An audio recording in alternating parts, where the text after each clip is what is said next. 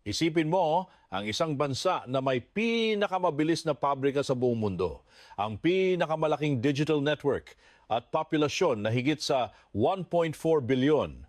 Ngunit sa likod ng makabagong mukha na ito, may isang patakaran. Bawat daloy ng impormasyon, bawat piraso ng data, opinyon, at kilos sa ekonomiya ay dapat dumaan sa isang napakahigpit na tanong, ligtas ba ito para sa sistema? Dati nagtayo ang imperyo ng China ng Great Wall na gawa sa bato upang harangan ang mga banta mula sa labas. Ngayon, ang pader na iyon ay hindi na gawa sa bato. Ito ay gawa sa mga server, camera, algorithm, sensor at mga batas sa data. Bilang isang behavioral economist, nakikita ko ang isang malaking kabalintunaan dito.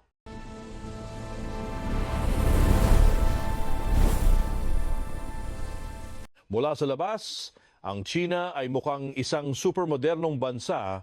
Mayroon silang mga high-speed train na bumabagtas sa buong bansa. Malawakang paggamit ng digital payments kung saan wala nang gumagamit ng cash. Mga smart camera na nakakalat sa bawat kanto, artificial intelligence, at mga pabrikang ganap na automatiko. Maraming tao ang tumitingin sa China bilang ang mismong larawan ng teknolohiya ng kinabukasan. Ang bansa ay hindi nauubusan ng teknolohiya. Sa katunayan, napakalakas ng kanilang kapasidad sa aspetong ito. Ngunit ang teknolohiya ay may dalawang mukha at ang paraan kung paano ito ginagamit ang nagtatakda ng tunay na epekto nito sa lipunan at sa pandaigdigang merkado. Ang problema ay lumilitaw kapag ang teknolohiyang ito ay mas madalas na ginagamit upang mapanatili ang kontrol sa lipunan kaysa buksan ang pagkamalikhain ng ekonomiya. Ang makina ng paglago na dating nagpabilis sa pag-usbong ng China ay maaaring maging isang higanteng handbrake. Sa likod ng modernong mukha na iyon, ang isang digital na sistema na masyadong kinokontrol ay nagdudulot sa mga mamamayan, kumpanya, mamumuhunan at inobador na kumilos na parang nagmamaneho ng isang sports car sa isang maluwag na highway, ngunit ang handbrake ay hindi kailanman binibitawan. Ang potensyal ay naroon, ngunit ang puwersang pumipigil ay napakalakas din. Ang isang mukha ng teknolohiya ay ginagawang mas episyente ang ekonomiya, nagpapabilis ng logistic, nagpapababa ng gastos sa produksyon at nagpapadali ng transaksyon. Ang kabilang mukha naman ay ginagawang mas madaling kontrolin ang lipunan. Sa Tsina, ang dalawang mukhang ito ay naglalakad ng magkasabay.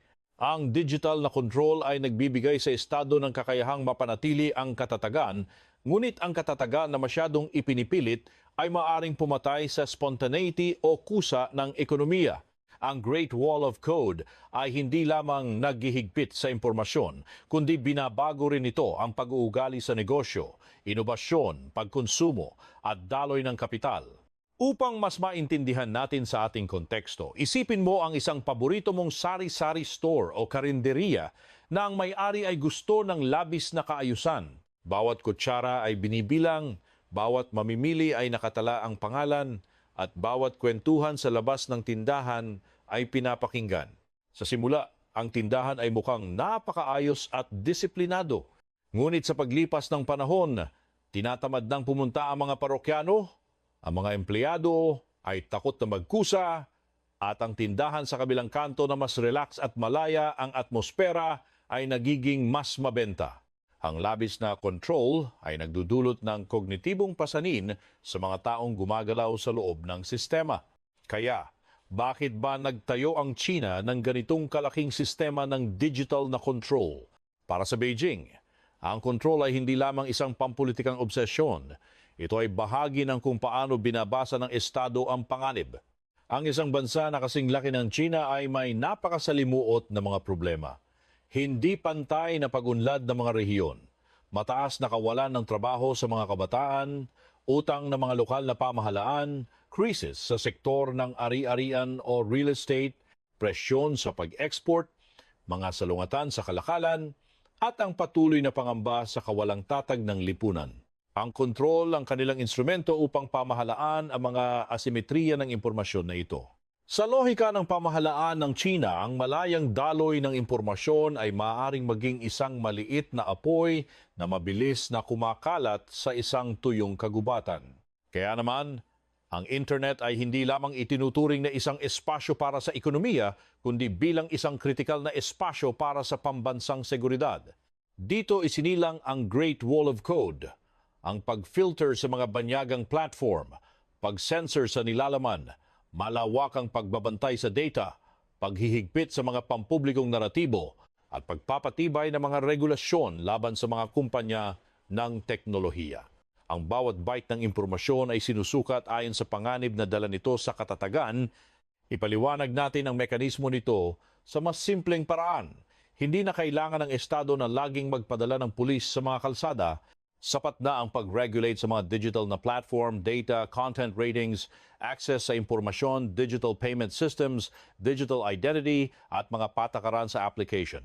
Sa pamamagitan ng behavioral nudging na naka-embed sa teknolohiya, ang pag-uugali ng lipunan ay maaaring idirekta ng walang masyadong ingay. Ito ay isang perpektong halimbawa ng pag-impluwensya sa desisyon ng mga tao sa pamamagitan ng pag-iba sa arkitektura ng kanilang mga pagpipilian. Ang sistemang ito ay gumagana tulad ng isang invisible na electric fence.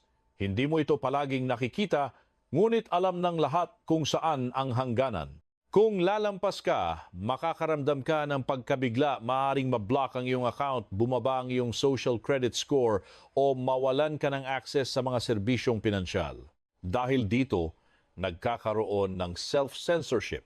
Sa halip na ang gobyerno ang magbawal, ang mga tao at kumpanya na mismo ang naglilimita sa kanilang mga sarili dahil sa takot sa parusa.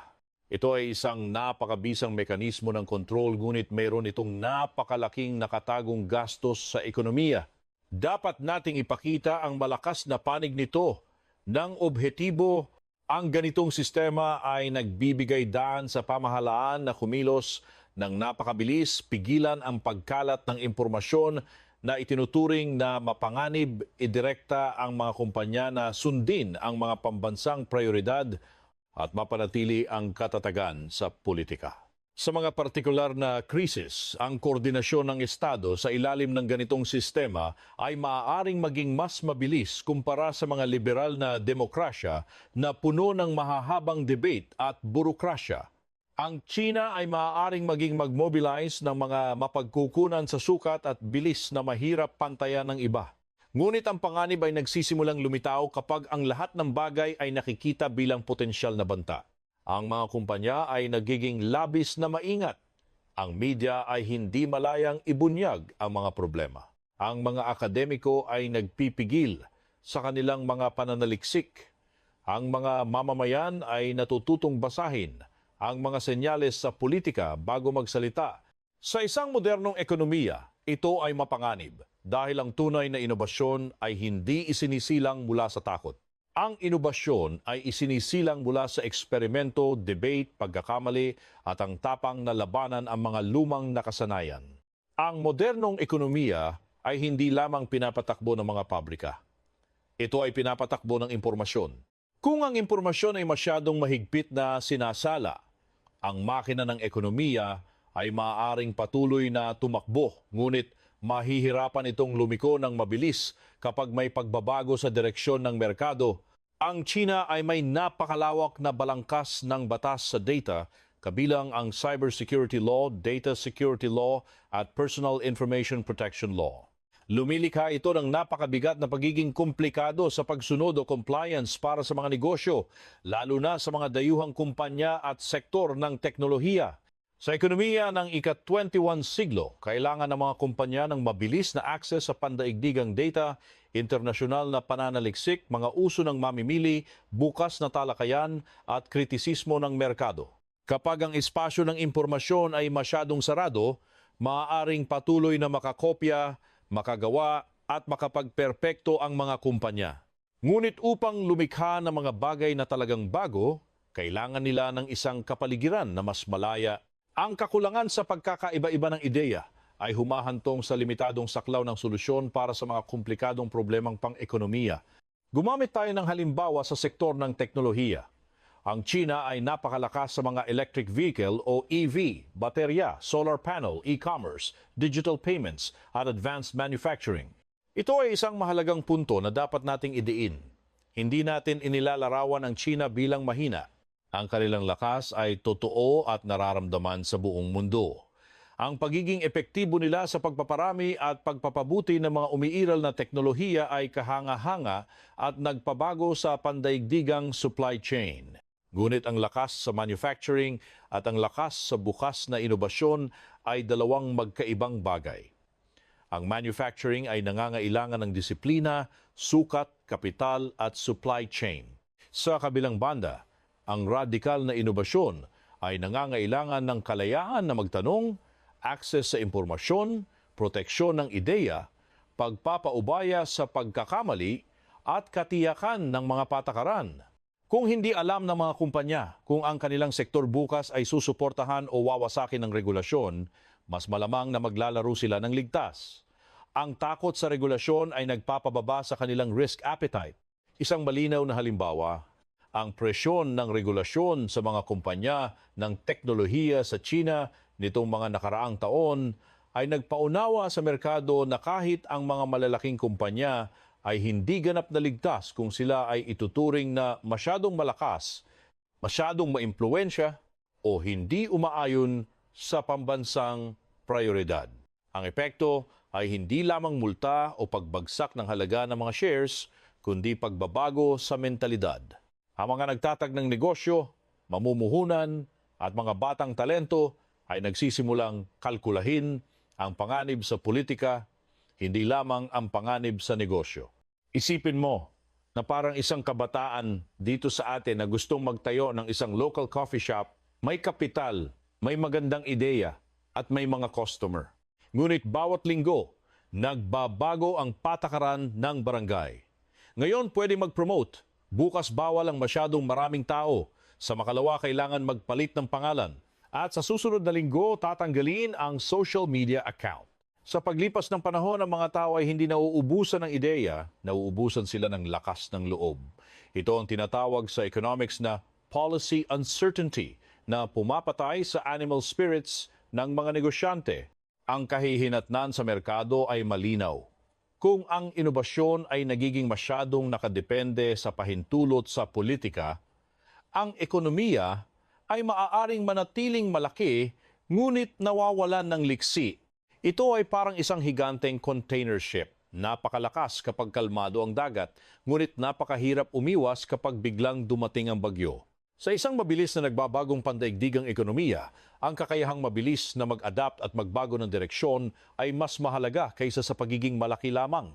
Dati ang paglago ng ekonomiya ng China ay nakadepende ng husto sa tatlong makina: pamumuhunan sa real estate, pag-export ng mga gawaing pabrika at urbanisasyon.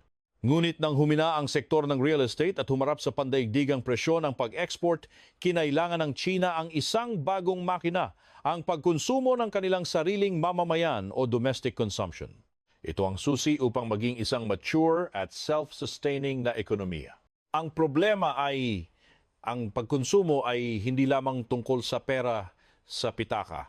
Ang pagkonsumo ay tungkol din sa pakiramdam ng seguridad. Maglalakas loob lamang gumasto sa mga tao kung naniniwala silang magiging matatag ang hinaharap, ligtas ang kanilang trabaho, tataas ang kanilang kita, at hindi biglang magbabago ang mga patakaran. Sa behavioral economics, ang kawalan ng katiyakan ay nagtutulak sa mga tao na mag-ipon dahil sa precautionary motive, sa halip na gumastos para sa kasalukuyan. Dito nagkakaroon ng side effect ang ganap na kontrol. Ang isang sistema na masyadong pumipigil sa pampublikong pagpapahayag ay maaaring magmukhang kalmado ang mga problema sa lipunan sa ibabaw, ngunit hindi ibig sabihin na nawala na ang problema.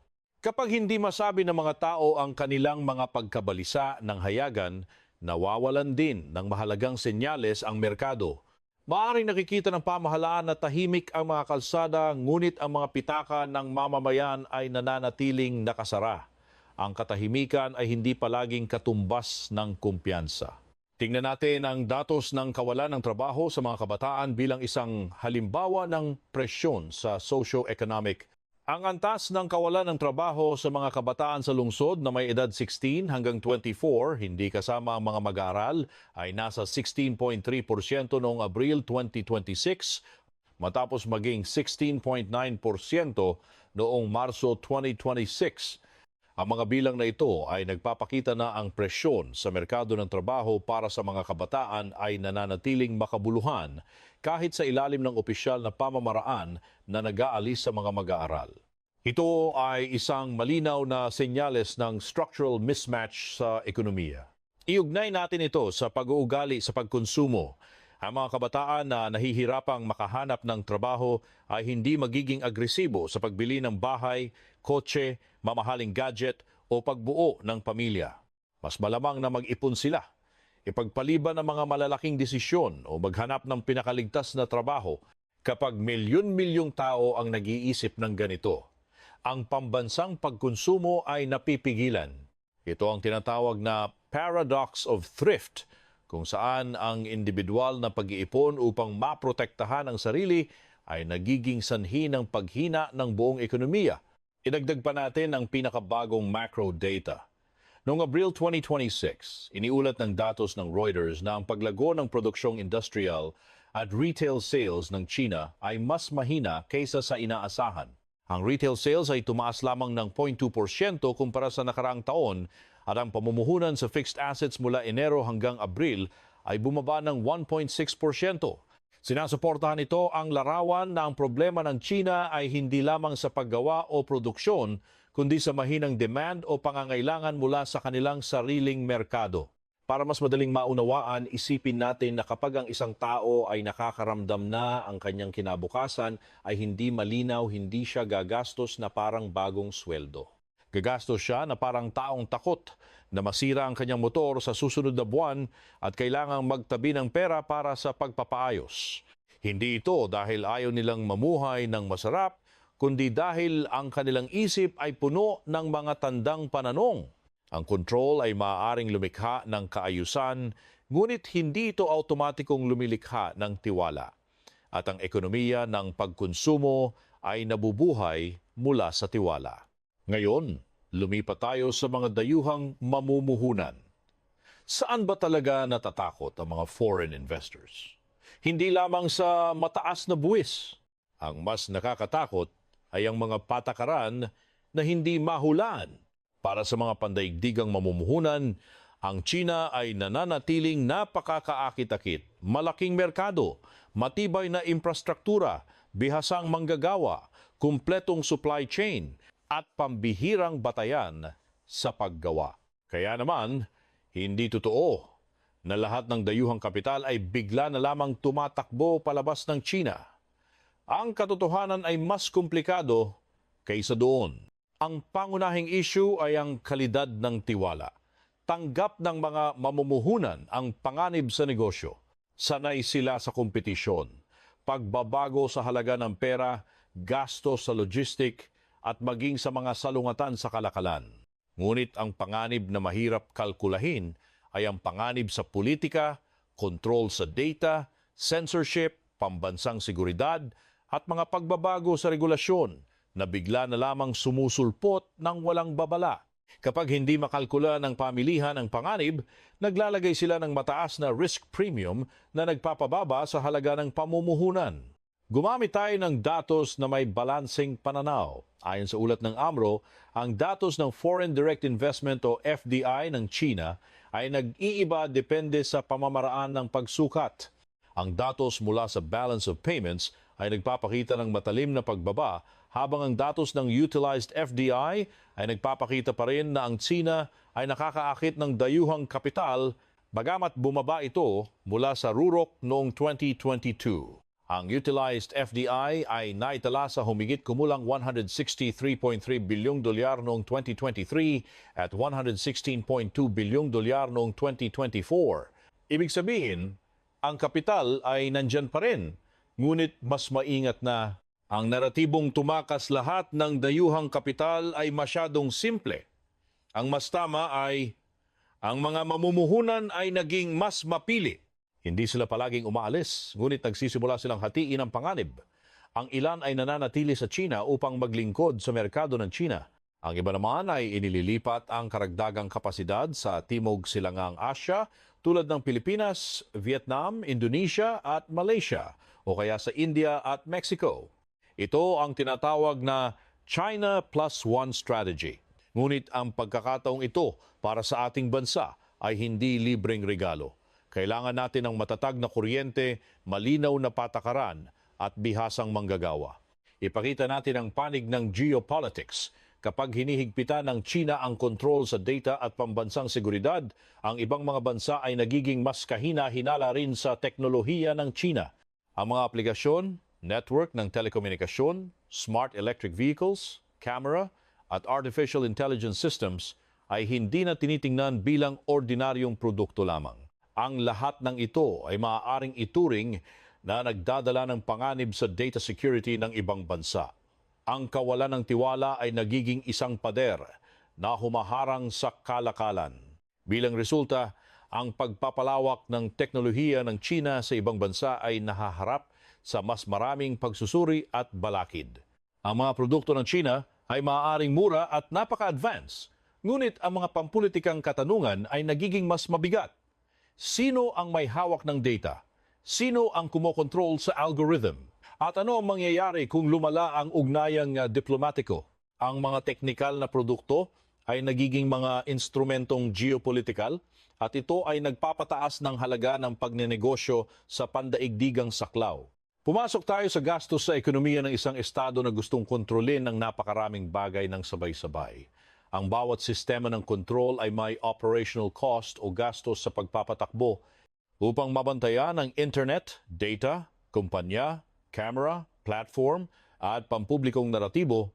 Kailangan ng estado ng isang malaking burokrasya, malaking infrastruktura ng teknolohiya, malaking puwersa ng pagpapatupad at malaking antas ng pagsunod. Ang lahat ng ito ay hindi libre.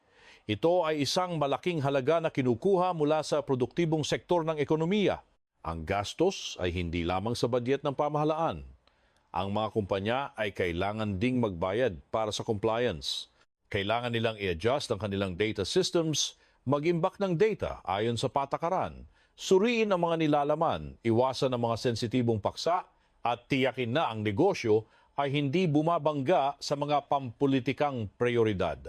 Kung ang gastos sa compliance ay tumataas, ang maliliit na kumpanya ang unang tatamaan. Ang malalaking kumpanya ay kayang magbayad ng mga abogado at consultant. Ngunit ang mga maliliit na startup ay wala ng ganitong luho. Ito ay lumilikha ng isang malaking paradox. Gusto ng pamahalaan ng pambansang inobasyon, ngunit ang sistema na masyadong mabigat ay nagiging dahilan upang ang inobasyon ay maging labis na burokratiko. Ang magandang ideya ay hindi sapat. Ang mga nagtatag ng startup ay kailangan ding maging magaling sa pagbasa ng direksyong pampolitika, pag-iwas sa panganib ng naratibo at pagpapanatili ng magandang ugnayan sa mga regulator.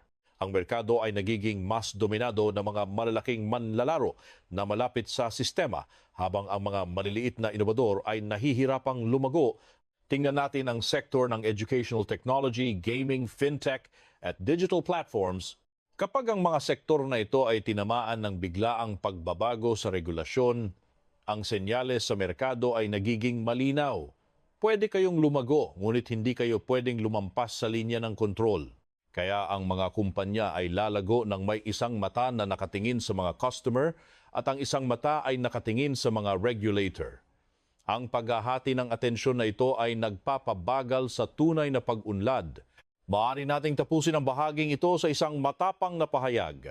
Ang isang ekonomiya na masyadong madalas na nakatingala sa itaas upang bantayan ang mga regulator ay mahihirapang tumakbo ng mabilis paabante. Ang enerhiya na dapat sana ay ginugugol sa pagpapabuti ng produkto, pag-aaral sa pangangailangan ng mamimili, at pagtuklas ng mga bagong teknolohiya ay nasasayang sa pagtiyak na hindi sila magagalit sa pamahalaan. Ang control ay nagiging isang buwis sa pagkamalikhain. Kaya, ang Great Wall of Code ba ay ginagawang mas malakas o mas marupok ang China? Sagutin natin ito ng balanse. Sa maikling panahon, ang sistemang ito ay ginagawang malakas ang China. Maaring immobilize ng Estado ang mga mapagkukunan, pigilan ang oposisyon, idirekta ang mga estratehikong industriya at mapanatili ang pambansang naratibo. Sa kompetisyon ng geopolitics, ang kakayahang i-coordinate ang lipunan at industriya ay nagbibigay ng matinding kalamangan. Ang mundo ay hindi basta-basta maaaring baliwalain ang China. Ngunit sa mahabang panahon, ang parehong lakas na ito ay maaaring maging kahinaan. Kung ang lahat ng problema ay tinitingnan bilang problema sa kontrol, ang solusyon na lumilitaw ay palaging karagdagang kontrol. Kapag mahina ang pagkonsumo, nagdadagdag ng kampanya. Kapag nag-aalala ang mga kabataan, kinokontrol ang naratibo. Ngunit hindi lamang nakikinig ang merkado sa mga slogan, binabasa ng merkado ang pag-uugali.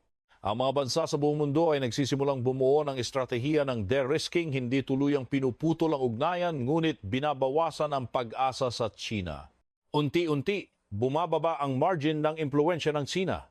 Ang bansa na dating obligadong pabrika ng mundo ay nagbabago at nagiging isa na lamang sa pinakamalaking sentro ng produksyon at hindi na ang nag-iisa. Ang pader ng digital ay maaaring pumigil sa impormasyon na lumabas at pumasok, ngunit hindi nito mapipilit ang pandaigdigang tiwala na manatili. Ang problema ng China ay hindi ang kawalan ng teknolohiya o kapital. Ang problema ay kapag ang kontrol na masyadong perpekto ay hindi na isang bakod na pangkaligtasan, kundi nagiging isang kisame na pumipigil sa pag-unlad. Ang China ay hindi automatikong babagsak dahil lamang sa kanilang digital na kontrol. Ang bansa ay masyadong malaki at masyadong konektado sa pandaigdigang ekonomiya. Ngunit ang mas makatotohanang tanong ay, maaari bang maging isang world-class na inobatibong ekonomiya ang China kung ang lipunan at mga kumpanya nito ay patuloy na gumagalaw sa isang espasyo na lalong sumisikip?